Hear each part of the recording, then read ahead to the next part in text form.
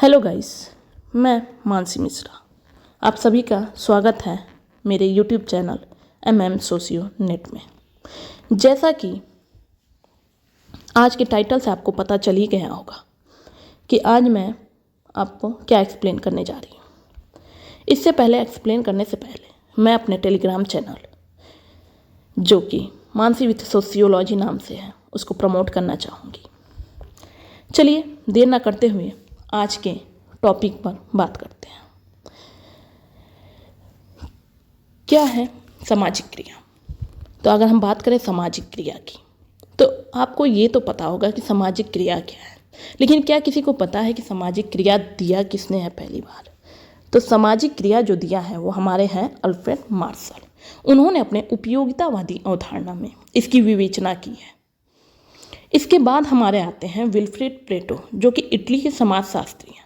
उन्होंने अपने विशिष्ट चालक एवं भ्रांत तर्क के संदर्भ में इसकी अवधारणा का उल्लेख किया है। हम इसका विस्तृत वर्णन कि भ्रांत तर्क क्या होता है, विशिष्ट चालक क्या होता है, अल्फ्रेड मार्शल क्या है, ये एक्सप्लेन करेंगे। लेकिन इसके लिए आपको मेरा टेलीग्राम चैनल ज्वाइन करना पड़ेगा। साथ साथ अगर कोई व्यक्ति, छात्र या छात्राएं जो कि TGT, PGT या फिर नेट JRF की तैयारी कर रहे हैं सोशोलॉजी से, तो वो हमारे बैच को ज्वाइन कर सकते हैं। मेरा न्यू बैच स्टार्ट होने जा रहा है। Okay, thank you. चलिए हम अपने टॉपिक की ओर आगे बढ़ते हैं। मैक्स वेबर के अनुसार सामाजिक क्रिया क्या है? तो मैक्स वेबर की बुक थी the theory of social and economic organisation, सामाजिक और आर्थिक संगठन का सिद्धांत। उन्होंने इसमें यही कहा था कि सामाजिक क्रिया होती क्या है। कोई भी क्रिया को हम सामाजिक क्रिया नहीं कह सकते। क्यों नहीं कह सकते? क्योंकि जब तक उसकी क्रिया का समाज पर कोई इफेक्ट ना पड़े तब तक वो सामाजिक क्रिया नहीं है। पार्सन्स के अकॉर्डिंग तो ये है, बट अगर मैक्स वेबर के अकॉर्डिंग बात करें तो ऐसा नहीं हो सकता। ठीक, बात करते हैं मैक्स वेबर की। उन्होंने क्या डिफिनेशन दी थी?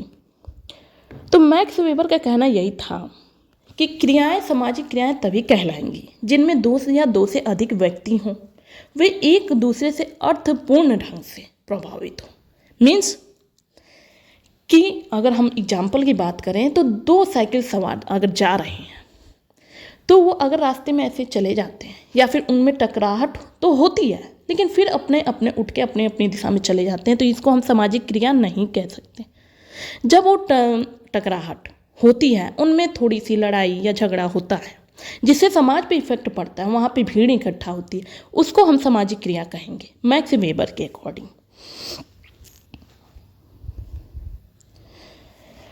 वेबर ने एक डिफिनेशन दी थी कि किसी क्रिया को सामाजिक क्रिया तभी कहा जा सकता है जब इस क्रिया को करने वाले व्यक्ति या व्यक्तियों द्वारा लगाए गए व्यक्तिनिष्ठ अर्थ के कारण यह क्रिया दूसरे व्यक्ति व्यवहारों द्वारा प्रभावित हो और उसी के अनुसार इसकी गतिविधि निर्धारित हो। मीन्स इसका यही है कि अगर हम कोई क्रिया कर रहे हैं, उससे दूसरे व्यक्ति जब प्रभावित हो रहे हैं, उससे कोई गतिविधि निकल रही, उससे कुछ इफेक्ट पड़ा है समाज को, तो वही हमारा सामाजिक क्रिया होगा। आइए इसके साथ साथ हम सामाजिक क्रिया की कुछ विशेषताओं के बारे में जान लें। क्या होती है सामाजिक क्रिया की विशेषताएं? तो सामाजिक क्रिया दूसरे व्यक्तियों के भूतकाल, वर्तमान या भावी व्यवहार द्वारा प्रभावित हो सकती है। मीन्स कि सामाजिक क्रिया है वो दूसरे व्यक्ति हैं, उनके भूतकाल से भी प्रभावित हो सकती है, वर्तमान से भी प्रभावित हो सकती है, उनके व्यवहार से भी प्रभावित होती है। मीन्स कि अगर कोई दो हैं व्यक्ति हैं, उनमें आपस में किसी प्रकार से लड़ाई या झगड़ा हो जाता है, जिसको वो अपना इफेक्ट निकालने के लिए बाद में जाकर उनसे फिर अपना प्रतिशोध लेने के लिए उनसे कुछ दिन बाद या भूतकाल से निकल के वर्तमान में वो अपना प्रतिशोध लेते हैं, उसको हम सामाजिक क्रिया कहेंगे, क्योंकि उसके अकॉर्डिंग समाज पे कोई ना कोई इफेक्ट जरूर पड़ रहा है।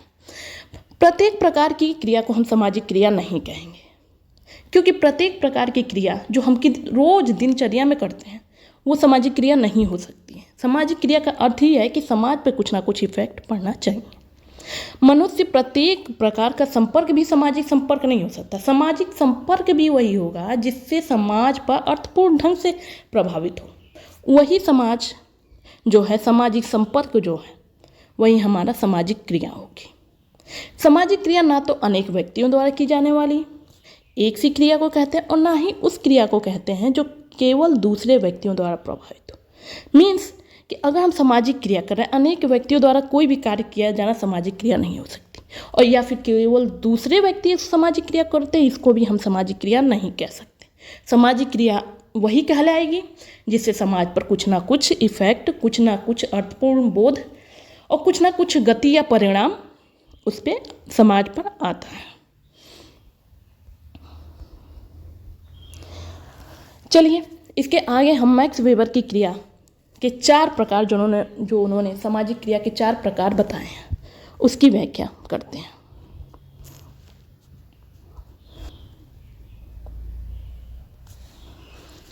आइए पहले बात करते हैं हम तार्किक क्रिया का।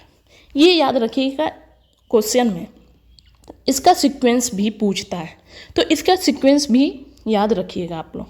तार्किक क्रिया, मूल्यांकनात्मक क्रिया, भावनात्मक या संवेगात्मक क्रिया और परंपरागत क्रिया। क्या होता है तार्किक क्रिया? अगर हम बात करें तार्किक क्रिया की, तो वे क्रियाएं जहां साधन और लक्ष्य दोनों को ध्यान में रखकर किया जाए। मीन्स कि वो क्रियाएं जो तार्किक हो, रैशनल हो, जिसके पीछे कोई ना कोई तर्क हो, लक्ष्य हो, उसको हम तार्किक क्रिया के रूप में देखेंगे।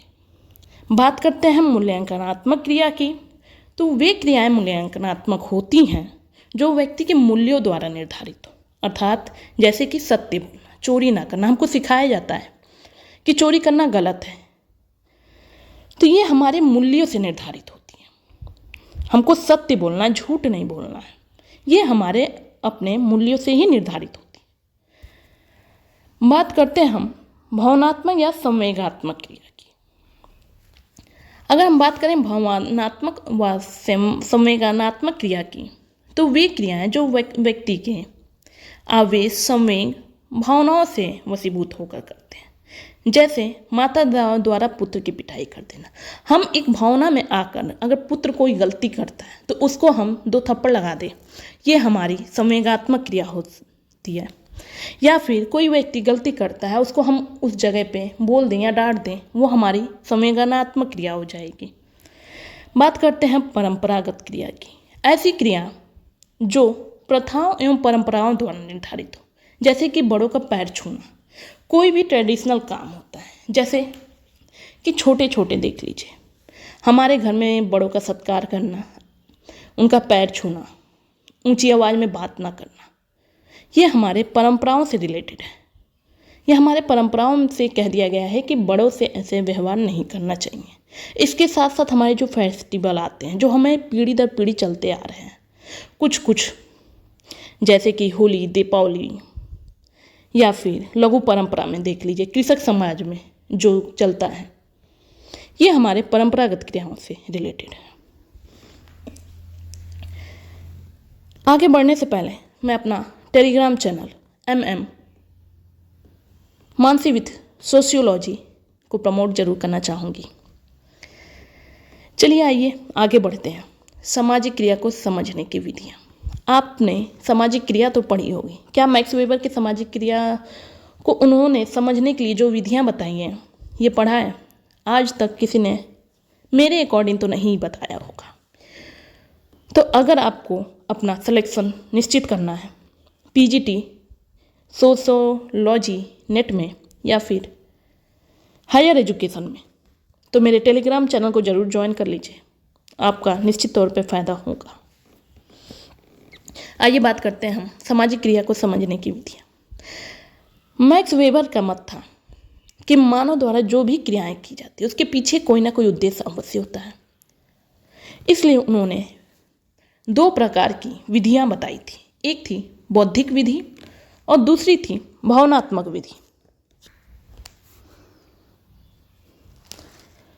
मैक्स वेबर का मत था कि बौद्धिक क्रिया वो होती है जिसमें व्यक्ति बुद्धि का सहारा लेता है, जिसमें बौद्धिक विधियों का बात होती है। जैसे रैशनैलिटी में व्यक्ति अपने माइंड का इस्तेमाल करता है, वो रैशनल हो जाता है।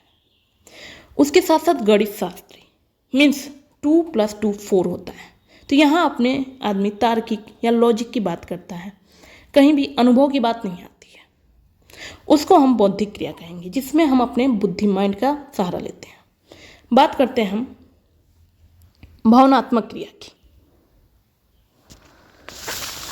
मैक्स वेबर का भावनात्मक क्रिया में यही कहना था कि जो मानव है वो भावना प्रधान प्राणी है। वह सदैव जो है बौद्धिक क्रिया का ही इस्तेमाल नहीं कर सकता, उसके लिए उसका भावना प्रधान भी होना आवश्यक है। जिन्हें समझने के लिए हम कुछ चीज़ें समझने के लिए भावनाओं का सहारा लेते हैं। उदाहरण के लिए अगर बात करें हम, तो एक व्यक्ति डाकू या अपराधी बनकर अपराध कार्यों में संलग्न हो जाता है। ये तो हमारा तार्किक क्रिया है, लेकिन उसके पीछे क्या रीज़न है कि वो ऐसा किया। हो सकता है उसका कुछ बचपन में मनोभाव हुआ हो, कुछ ऐसी चीज़ें उसके साथ घटित हो गई हों जिसकी वजह से वो ऐसे अपराध में संलिग्ध हुआ हो। तो इसलिए हमें सिर्फ और सिर्फ तार्किकता देखकर ही हम सामाजिक क्रिया को नहीं समझ सकते। ये मैक्स वेबर का कहना है। इसके अकॉर्डिंग उन्होंने सामाजिक क्रिया की 2 व्याख्या इसके अंदर की थी। एक था प्रत्यक्ष अवलोकन, दूसरा था व्याख्यात्मक अवलोकन। उनका मानना यही था कि प्रत्यक्ष अवलोकन द्वारा ही हम कई क्रियाओं को सरलता से समझ सकते हैं। अगर हम एग्जाम्पल देखें तो खिलाड़ियों द्वारा मैच में प्राप्त की गई विजय को हम उनके द्वारा मैच के लिए पूर्व में की गई तैयारी के अनुसार अनुभव कर सकते हैं कि उन्होंने पूर्व में तैयारी ऐसी की होगी, इसलिए वो विजय हो गए। तो ये उनका प्रत्यक्ष अवलोकन हो सकता है। दूसरी है उनकी व्याख्यात्मक विधि। व्याख्यात्मक विधि ये होती है कि हम कोई भी क्रिया करें उसको बिना व्याख्या के हम उसको नहीं समझ सकते।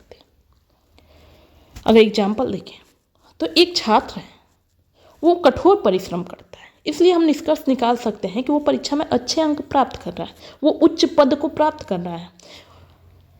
ये हमारा व्याख्यात्मक विधि हो गया मैक्स वेबर के अनुसार। शायद ही आपको मैक्स वेबर के समझने की विधियां किसी ने बताई होगी। आगे बढ़ने से पहले मैं अपना YouTube चैनल MM सोशियोनेट को प्रमोट जरूर करना चाहूँगी। प्लीज़ अगर आपने सब्सक्राइब नहीं किया है तो सब्सक्राइब कर लीजिए, लाइक नहीं किए हैं तो लाइक कर लीजिए अगर आपको अच्छा लगे तो, क्योंकि आपको इसमें अगर आप हमारे साथ जुड़ते हैं तो आपको रियलिटी में बहुत फ़ायदा होने वाला है। आगे आपको आपके आने वाले प्रिपरेशन या फिर कंपटीशन में बहुत हेल्प करेगा। आप मेरा Telegram channel Mansi with sociology को ज्वाइन जरूर कर लीजिए, निश्चित तौर पे आपको इसमें फ़ायदा मिलेगा। आइए चलिए आगे चलते हैं। वेबर के सामाजिक क्रिया सिद्धांत की आलोचना किस किसने की, बात करते हैं इस पे। तो हमारे मेलेनबोक,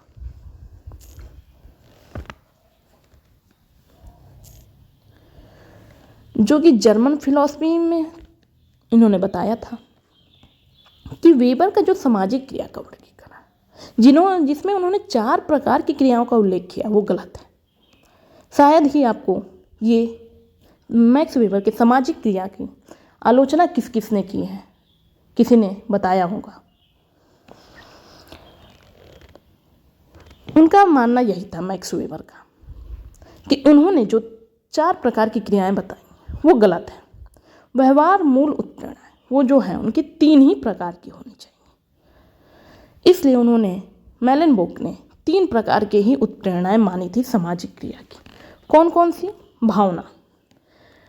भावना की बात करें तो उन्होंने भावना में यही बोला था कि जो मैक्स वेबर का संवेगात्मक या परंपरागत जो क्रिया है वो एक ही है। उन्होंने इसको 2 भाग में बांट दिया, लेकिन ये एक ही है और ये एक ही में सामाजिक क्रिया आ जाती है।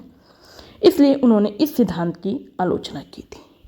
भावनात्मक क्रिया और परंपरागत क्रिया मैंने पहले एक्सप्लेन कर चुके हैं। इसके बाद उन्होंने संवेग और तर्कसंगत, संवेग को उन्होंने मूल्यांकनात्मक क्रिया से जोड़ा था। बात करते हैं तर्कसंगत, तो तार्किकता मैंने एक्सप्लेन कर चुका है। उन्होंने तार्किकता को तर्कसंगत के अकॉर्डिंग एक्सप्लेन किया था। इसके साथ साथ कोहेन ने भी मैक्स वेबर के सिद्धांत की आलोचना की थी। उनका मानना था कि मैक्स वेबर का सिद्धांत जो सीधा सपाट और स्पष्ट नहीं है। वो जो सिद्धांत दे रहे हैं वो घुमावदार है और पुनरुक्त है। मीन्स कि जो मैक्स वेबर बता रहे हैं वो सीधा स्पष्ट नहीं बता रहे हैं, उसका कोई लॉजिक नहीं है, उसको समझना बहुत ही कठिन है। वो घुमा फिरा के वही बात कर रहे हैं, लेकिन उसको तथ्यों को जो है वो घुमा दे रहे हैं। इसके साथ साथ अन्य विद्वानों ने भी इसकी आलोचना की थी, जैसे कि एलन टोरेन। उन्होंने सामाजिक परिवर्तन की व्याख्या नहीं की, मैक्स वेबर को बोलते हैं कि उन्होंने जो व्याख्या की उसमें सामाजिक परिवर्तन है ही नहीं। सामाजिक क्रिया तो दे दिया उन्होंने, व्याख्या तो कर दी, लेकिन क्या इन्होंने ये बताया है कि सामाजिक क्रिया से समाज में कोई परिवर्तन भी होगा? नहीं। लेकिन ऐसा है कि अगर समाज में इफेक्ट पड़ेगा तो उसका ना कुछ तो परिवर्तन होगा ही। इसलिए एलन टोरेन ने इस बात को अपना स्पष्टीकरण दिया था। इसके साथ साथ अपूर्ण वर्गीकरण बोला जाता है इनका, जो इन्होंने सामाजिक क्रिया को 4 प्रकार बताया वो अपूर्ण है, पूर्ण नहीं है, वो अस्पष्ट है, उसमें परिवर्तन की बात नहीं की उन्होंने 3 को 4 बना दिया। ये लोगों का, अन्य विद्वानों का कहना था। इसी के साथ साथ मैं मैक्स वेबर की सामाजिक क्रिया के सिद्धांत की यहाँ पे समाप्त होता है। चलिए, जाने से पहले मैं अपना यूट्यूब चैनल MM सोशियोनेट तथा Telegram channel Mansi with sociology को ज़रूर ज्वाइन करिए। निश्चित तौर पे आपको फ़ायदा होगा। आपने सामाजिक क्रिया तो पढ़ी होगी, लेकिन क्या इस तरह से सामाजिक क्रिया किसी ने बताया है? अगर बताया है तो ठीक है, आप कमेंट बॉक्स में कमेंट जरूर करिएगा। अगर आपको मेरी वीडियो पसंद आ रही है तो आप कमेंट बॉक्स में कमेंट जरूर करिएगा। मैं आगे आप लोगों के लिए और इससे भी अच्छी हेल्पफुल वीडियो लेकर आऊँगी। थैंक यू, धन्यवाद।